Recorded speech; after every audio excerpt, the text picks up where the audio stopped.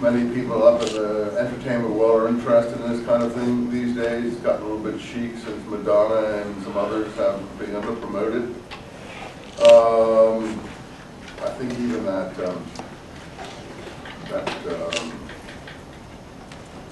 I don't know what's that kind of music, that's, I can't remember what it's called, another sort of musician who's been visiting the Holy Land recently. Several of these women musicians have been visiting the Holy Land, are into this sort of stuff.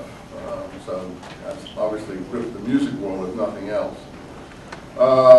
They claim some interest in this hidden mystical tradition. That's what Kabbalah represents. The word means to receive. And what you receive is the hidden mystical tradition. So since different people can receive it in a different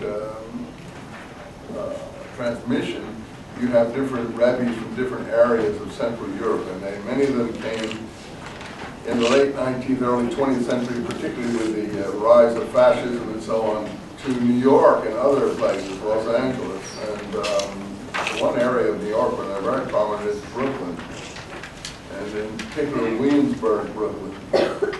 So this, as you see in the first page, it takes place in Williamsburg, Brooklyn. So he talks about the refugees there. Different stores owned by different groups, different refugees, Jews, Irish, Spanish, and there's also now a lot of interrelationship with Afro-Americans and some conflicts there that have been more severe in the past than they are in the present.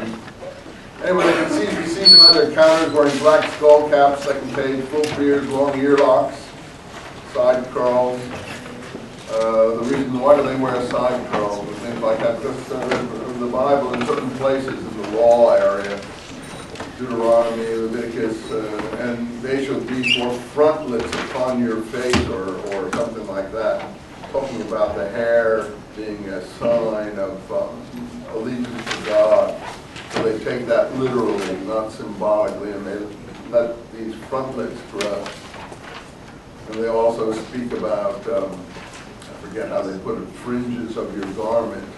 So they wear these garments with fringes with the name of God and bold blazoned on them. It's in the Bible. If you're a serious person about the Bible, you'll find it there. Because they take these things extremely literally.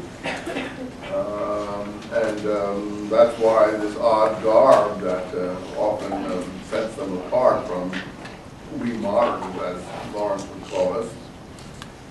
Beards, earlocks, and they eke out a meager living and so on and so forth. What's Danny's last name? Danny what? What? No, what's his last name here? Reuben is the other character, but Danny is the son of the Danny Sanders, he's called here. I see you guys are reading fast and furious in this book. Page 17, you'll find him. And Reuben's last name? Malter, M-A-L-T-E-R. Reuben is just a regular Orthodox Jew. And Judaism is divided into lots of different groups. We think of these things as single wholes, but they're not. It's Reform, Orthodox, Conservative. Reform are sort of trying to modernize and fit into the society. It developed in Germany in the 19th century, where you have people going to a temple instead of a synagogue. The reason they call it a temple is because they want to say that they're not interested in the restoration of the temple in Jerusalem.